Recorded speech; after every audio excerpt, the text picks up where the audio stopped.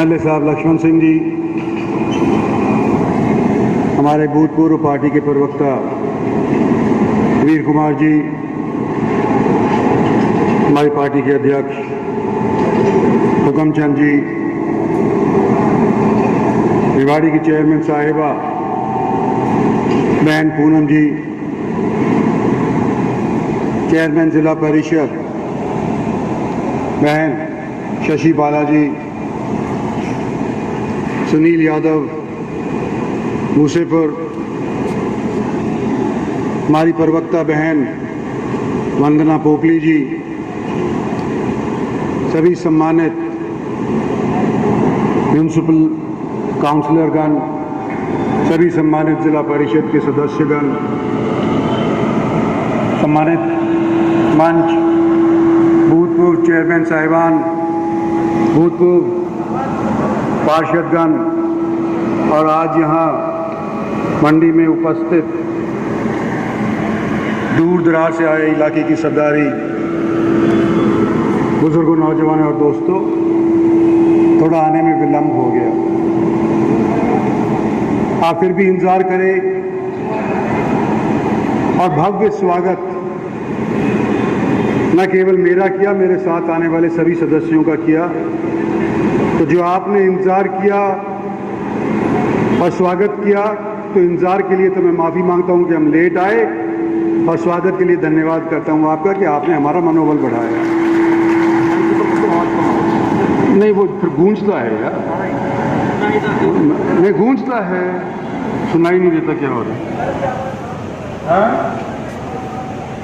तो क्या करूं, बैठिए तो गूंजेगा इसमें, मैं बिना माइक के बोलूं क्या?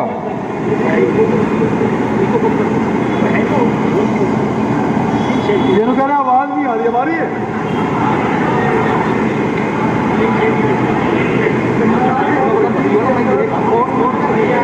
पहले यूं कहना चाहता हूं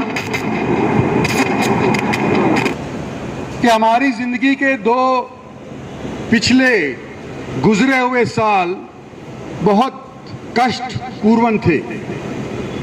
शायद ही ऐसा हमारी और आपकी जिंदगी के अंदर माहौल बना होगा कि हम घर से बाहर निकल करके अपने दोस्तों का, अपने रिश्तेदारों का हालचाल भी नहीं पूछ पाए। और कोई संक्रमित हो गया कोविड से, तो संक्रमित होने के बाद अगर खुदा न खास्ता उसकी मौत हो गई, तो घर वाले भी उसकी शक्ल या उसका चेहरा नहीं देख पाए, वैसे ही उसको दाग देना पड़ा। बहुत कठिन समय हमने आपने निकाला है। भगवान करे कि तीसरी वेव हमारे सामने नहीं आए।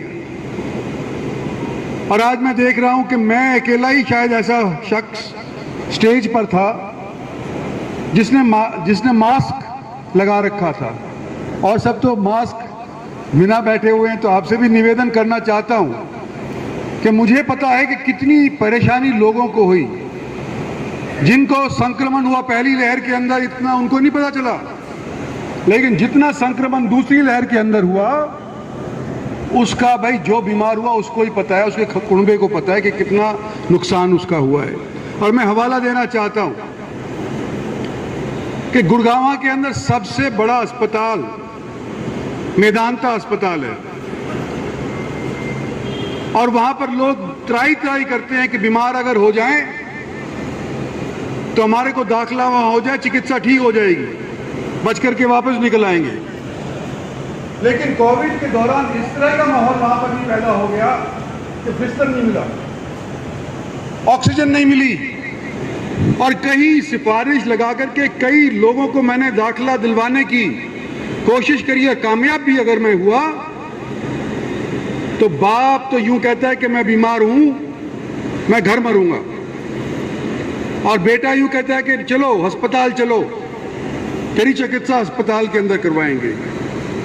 बाप लाख बनाने के बावजूद भी अपनी चिकित्सा के लिए अस्पताल नहीं गया, और उससे टेलीफोन के ऊपर जब बातचीत करी कि क्यों नहीं गए भाई, सबसे बढ़िया अस्पताल है हरियाणा के अंदर, तो कहते हैं जी मैं घर में मरूंगा, कम से कम मेरे पैसे तो बचेंगे, और अगर अस्पताल में चला गया तो मेरी शक्ल भी नहीं देखेंगे मेरे बच्चे कि मेरे कोई दाग दे रहे हैं अगर मर गया तो, कि किसी और को दाग दे रहे हैं। और इनके घर बिक जाएंगे, इनकी ज़मीन बिक जाएगी, 20-20 लाख रुपए का खर्चा अस्पताल का अदा करना पड़ेगा, ये कहाँ से करेंगे? ऐसी सूरत भी लोगों ने देखी थी। तो आज आपके बीच में देर से आया, आज भी और इलेक्शन के उपरांत भी। पिछले 2 साल गए, ये भगवान के नाम लिख दो। भगवान हमारे ऊपर तुमने कहर ढाया 2 साल के लिए, कृपा करके आगे वाले समय के अंदर आप इस तरह का कहर हमारे ऊपर ना डालो, ताकि कम से कम एक दूसरे से हम रूबरू होकर के चर्चा कर सके। और इन दिनों के अंदर हम किसी को दोष भी नहीं दे सकते कि हमारा फलाना सड़क नहीं बना, हमारा फलाना स्कूल अपग्रेड नहीं हुआ। यहां तक कि जजेस जो आमने सामने वकील की तकरीर सुनते हैं, उनको भी वीडियो कॉन्फ्रेंसिंग के माध्यम से ही सुनना पड़ा। आधा सुना, आधा ना सुना। कई जगह तो ऐसे भी फैसले हो गए जैसे वकील की तकरीर सुनी ही नहीं, उल्टे सीधे भी फैसले हाईकोर्ट तक के भी हो गए। तो ये माहौल जिस तरह का बना था, ये आप भी जानते हैं, मैं भी जानता हूँ। और कोई यूं कहे कि तू आया क्यों नहीं? भाई मेरे को भी डर लग रहा था कि मेरी उम्र वाला कोई बीमार हो जाए और मैं आ जाऊं तो मेरे को पूछने वाला भी कोई नहीं होगा। दिक्कत थी, उम्र जो जिसकी ज्यादा थी उसको ज्यादा दिक्कत थी। बहरहाल मेरे को लगता है फिलहाल ये संकट टल गया है और हमारे को लोकसभा के अंदर 3 साल और विधानसभा के अंदर 3.5 साल और रेवाड़ी म्यूनिसिपल कमेटी के अंदर 4.5 साल, ऐसा ही है ना, समय मिला है। हमारी एक कोशिश होगी कि जो 2 साल के अंदर काम अधूरे रह गए थे, ये अगले 3 साल के अंदर न केवल उनको पूरा करें, लेकिन जो 2 साल का घाटा हमको करना पड़ा उसका भी भरपाई इन अगले आने वाले 3 साल के अंदर करें। ये मेरी मंशा है और मैं समझता हूं कि आप सबकी भी यही मंशा होनी चाहिए। सहयोग इसके अंदर लोगों का बहुत मिला,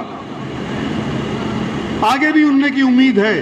मैं आप लोगों से कहना चाहता हूं कि आज नरेंद्र भाई मोदी का जन्मदिन है। देश देश के अंदर जगह जगह के ऊपर उनका जन्मदिन मनाया जा रहा है, लेकिन रेवाड़ी के अंदर किस चीज के लिए आज के दिन मशहूर बात होएगी कि शायद हरियाणा के अंदर सबसे ज्यादा टीकाकरण 40,000 टीके कोविड के एक दिन के अंदर रेवाड़ी के अंदर लगेंगे और वो रिकॉर्ड हो। ये हमारे प्रधानमंत्री के लिए हम समझते हैं एक शुभ संकेत समझ लो, या उनकी बात को समझ लो कि इस तरह का खेल हमारे चिकित्सक रेवाड़ी वाले कर रहे हैं, डीसी कर रहे हैं, एडमिनिस्ट्रेशन करने लग रही है। और रेवाड़ी के अंदर तो क्या सारे देश में इस बार बरसात बहुत ज्यादा हुई और सालों की निस्बत बहुत ज्यादा हुई। गुड़गांव तो डूबता ही था, अब तो गुड़गांव के अलावा राजस्थान जब बाढ़ नहीं आया करती थी, वहां पर भी अनेक मुल्क, अनेक डिस्ट्रिक्ट डूब गए। लखनऊ जैसे जगहों के ऊपर पानी बरस गया और लोग बाढ़ से तरस गए, बाढ़ की वजह से तरस रह गए। मैं इतना कहना चाहता हूं आज आपके बीच में आकर के कि ये जो हम उद्घाटन करने लग रहे हैं आज के दिन, शायद